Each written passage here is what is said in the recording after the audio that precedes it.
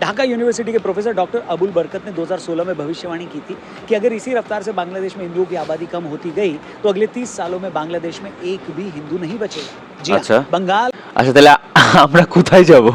তো তাহলে আমরা আমাদের লাস্ট পরিণতি কি হবে আসলে জানি না guys.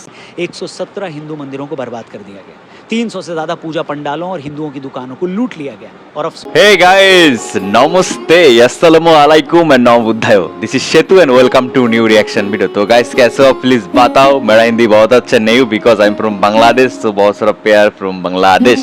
Lots of people asking a question, bro, are you Hindu or Muslim? Yes guys, I am a Hindu, okay, and I'm from Bangladesh, so take love from Bangladesh all the time। তো guys অনেক request করছো seriously, আমি দেখতেছি ভাবছি না আমার অনেক request আছে, আমি আস্তে আস্তে রিয়াকশন দিব না। বাবা রে বাবা, সবাই এই ভিডিওতে রিয়াকশন দেওয়ার জন্য এত রিকোয়েস্ট করতেছে, ইনস্টাগ্রাম থেকে শুরু করে হোয়াটসঅ্যাপ পর্যন্ত আমারে করছে। তো আজকে দেখবো যে ভিডিওতে কি হয়েছে। আর টাইটেলটা হচ্ছে harsh reality of Bangladeshi Hindu, save Bangladeshi Hindu, okay. ও basically I am Hindu. So দেখি ভিডিওতে কি বলছে। এন্ড আর যে রনক ভাইয়ের YouTube channel link in description, please go and visit and subscribe of his YouTube channel and subscribe my YouTube channel please. And where you from please write in comment. तो let's start it guys. So दोस्तों 1971 में पाकिस्तान से अलग होकर बांग्लादेश बना तो वहाँ 13.5% हिंदू आबादी थी। आज बांग्लादेश की कुल आबादी में सिर्फ 8.5% हिंदू रह गए हैं।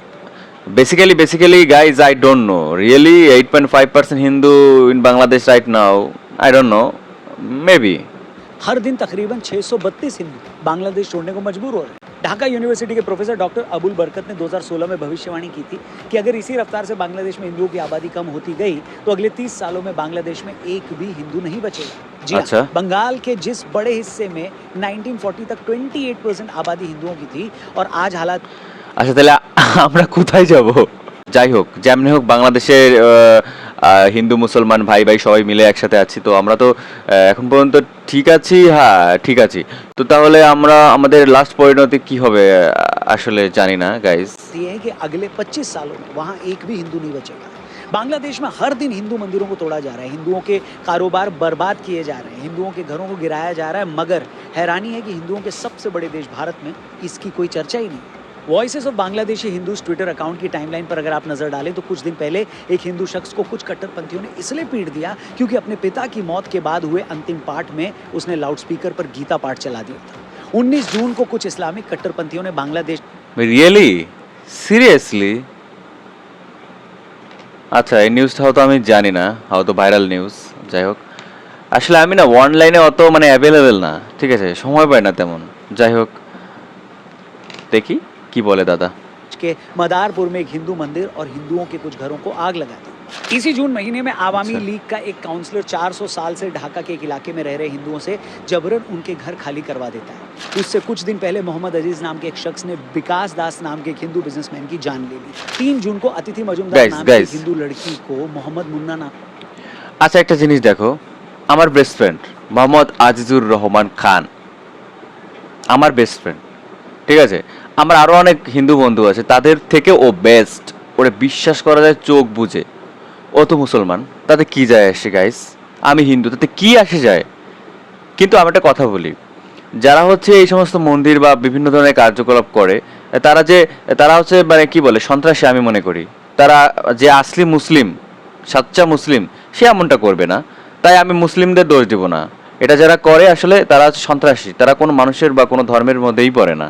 এটা তাদের ধর্ম হচ্ছে এরকম মানুষের খারাপ করা, পিছে এই সমস্ত কাজ করে বেড়ানো, ঠিক আছে। তো আমার বেস্ট ফ্রেন্ড যেহেতু মুসলিম, সো কি ও খুবই ভালো।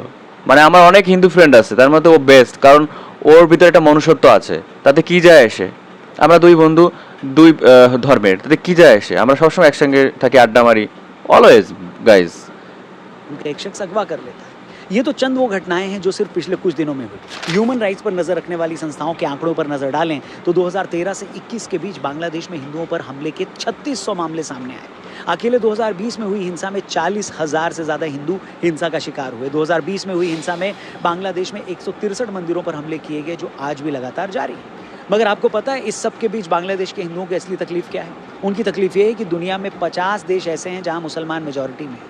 दुनिया में 100 देश ऐसे हैं जहां सबसे बड़ी आबादी ईसाइयों की है। मगर पूरी दुनिया में भारत ही एक ऐसा देश है जो हिंदुओं का असली हिंदू घर बेशी है। मगर उस भारत में उनकी तकलीफ सुनने वाला कोई नहीं। उन्हें लगता है कि न तो भारत की मीडिया को उनकी परवाह है और न भारत के नेताओं को। इसलिए हमें लगा कि हमारी जिम्मेदारी है बांग्लादेश के हिंदुओं की हालत पर एक डिटेल्ड वीडियो बनाएं, आपको खुलकर बताएं कि 1947 में पूर्वी पाकिस्तान में चले जाने से लेकर 1971 में बांग्लादेश बनने के बाद से आज तक बांग्लादेशी हिंदुओं के साथ जुल्म होता है।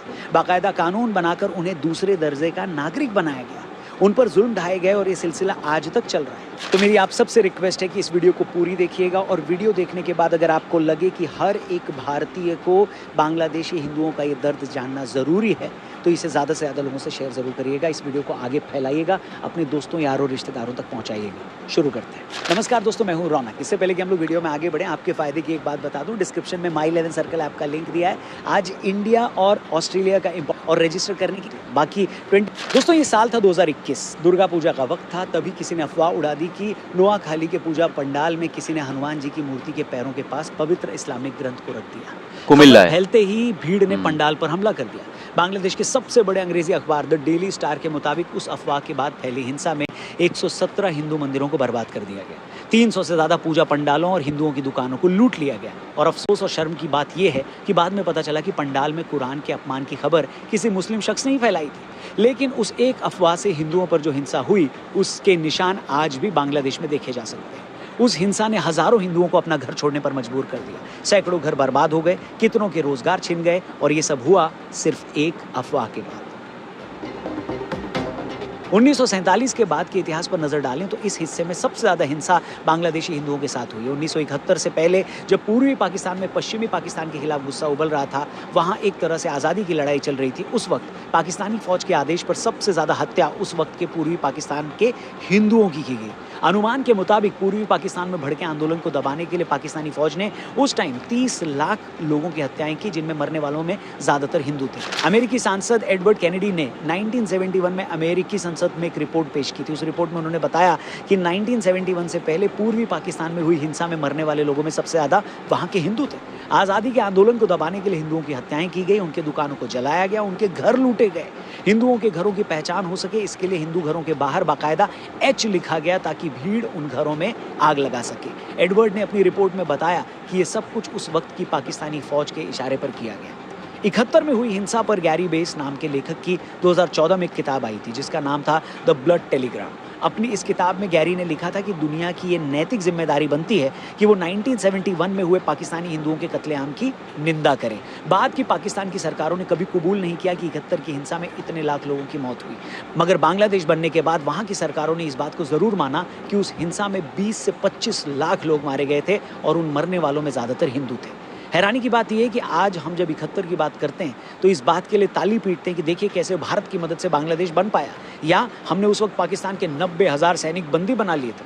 मगर इस बात की चर्चा भारत में कोई करता ही नहीं कि बांग्लादेश बनने से पहले पाकिस्तानी फौजों ने पूर्वी पाकिस्तान में लाखों हिंदुओं को मार डाला था। अगर हम बांग्लादेश की हिस्ट्री पर नजर डालें तो पता चलता है कि पाकिस्तान এইটার বিষয়ে আমি জানি। এই যে এটা চন্দ্রনাথ মন্দিরে, হ্যাঁ দেখো চন্দ্রনাথ মন্দিরে কিছু উগ্রবাদ সন্ত্রাসী টাইপের মানুষ, ওরা যে আর কি অনেক খারাপ খারাপ কথা বলছে, অনেক বিষয় বলছে। তো দেখি কি বলে দাদা। ঠিক আছে, এই বিষয়ে আমি জানি তাই তোমাদের বললাম। चर्चा भारत में कोई करता ही नहीं कि बांग्लादेश बनने से पहले पाकिस्तानी फौजों ने पूर्वी पाकिस्तान में लाखों हिंदुओं को मार डाला था। अगर हम बांग्लादेश की हिस्ट्री पर नजर डालें तो पता चलता है कि बांग्लादेश भी अपने वजूद के आने के साथ कट्टरपंथियों के हाथों में चला गया। बांग्लादेश बनने के बाद शेख मुजीबुर रहमान ने बांग्लादेश के संविधान में सेक्युलरिज्म शब्द जोड़ा था, मगर 75 में बांग्लादेश की सेना ने इस्लामिक रिपब्लिक बनाने के लिए शेख मुजीबुर रहमान को सत्ता से बाहर फेंक दिया। इसके बाद आए जनरल जियाउर रहमान ने संविधान संशोधन करके सेक्युलरिज्म शब्द को डिलीट कर दिया। 2011 में शेख हसीना ने फिर से सेक्युलरिज्म शब्द जोड़ दिया, मगर इस्लाम अभी वहां का स्टेट रिलीजन है। हैरानी ये कि जो बांग्लादेशी मुसलमान 71 से पहले पूर्वी पाकिस्तान पर ये इल्ज़ाम लगाते थे कि वहाँ की सरकार और सेना हमारे साथ सौतेला व्यवहार करती है, उन्हीं लोगों ने बांग्लादेश बनते ही अपने हिंदुओं के साथ वैसा ही सलूक करना शुरू कर दिया।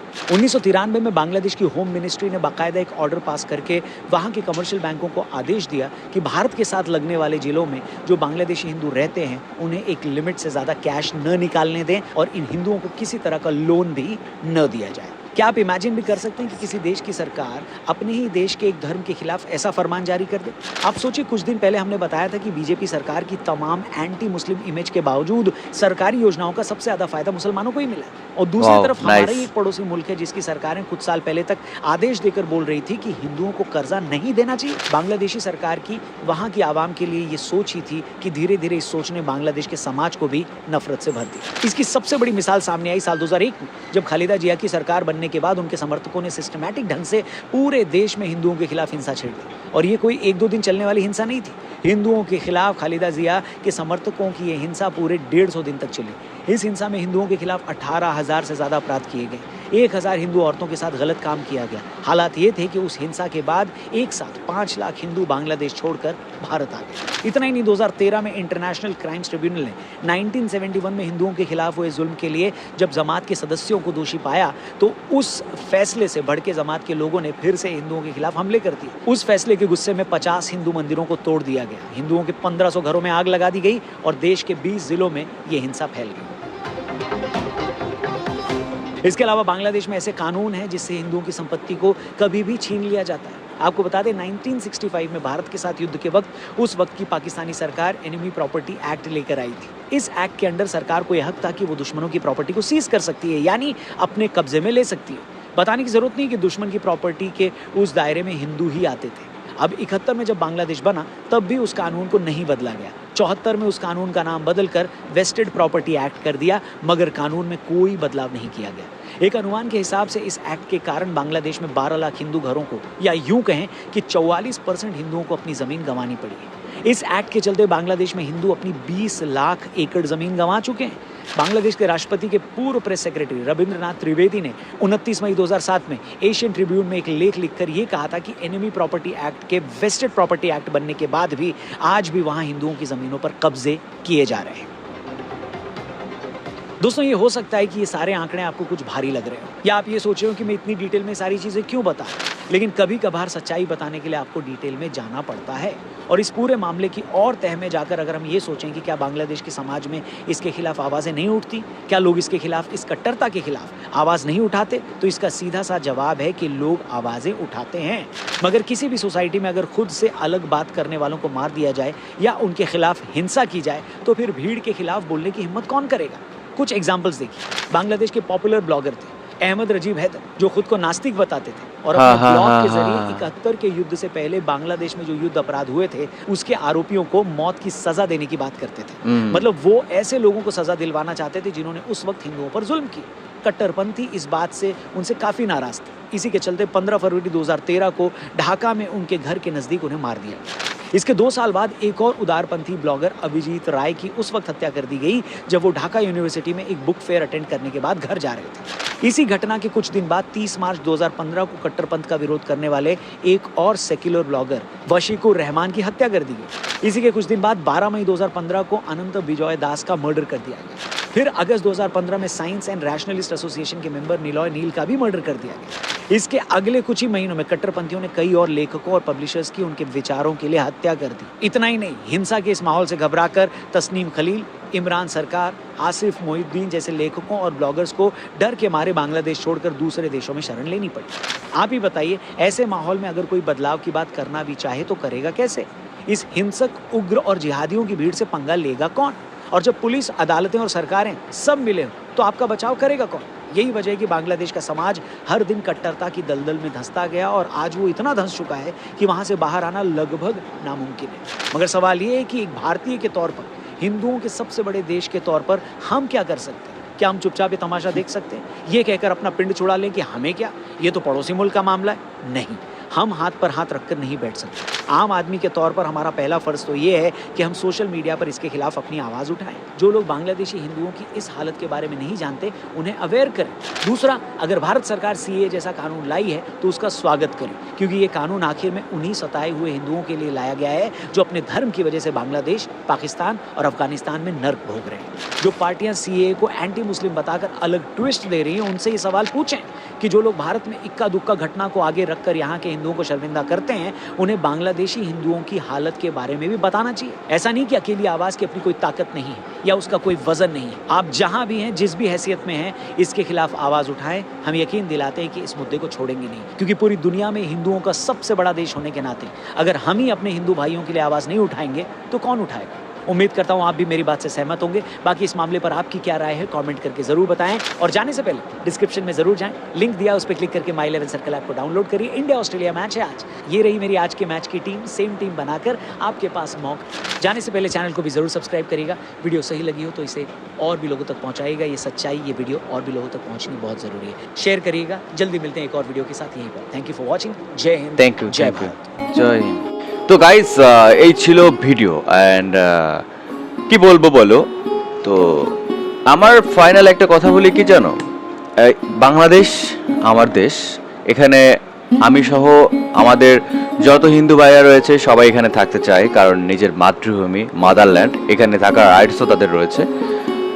তো দেখো ভালো মন্দ নিয়েই কিন্তু একটা মানুষের জীবনে সব কিছুই থাকে, ভালো মন্দ থাকে, ভালো সময় খারাপ সময় থাকে। আর যে জনক দাদা যে সমস্ত নিউজ থেকে সরাসরি মানে দিল, প্রুফ দিল, এই ঘটনা কিন্তু সঠিক। তো আমি বেশি কি বলবো বলো, সাধারণ একজন মানুষ, এত জ্ঞান নাই আমার কথা বলার, আর আমি অত বুঝিও না, ছোট মানুষ।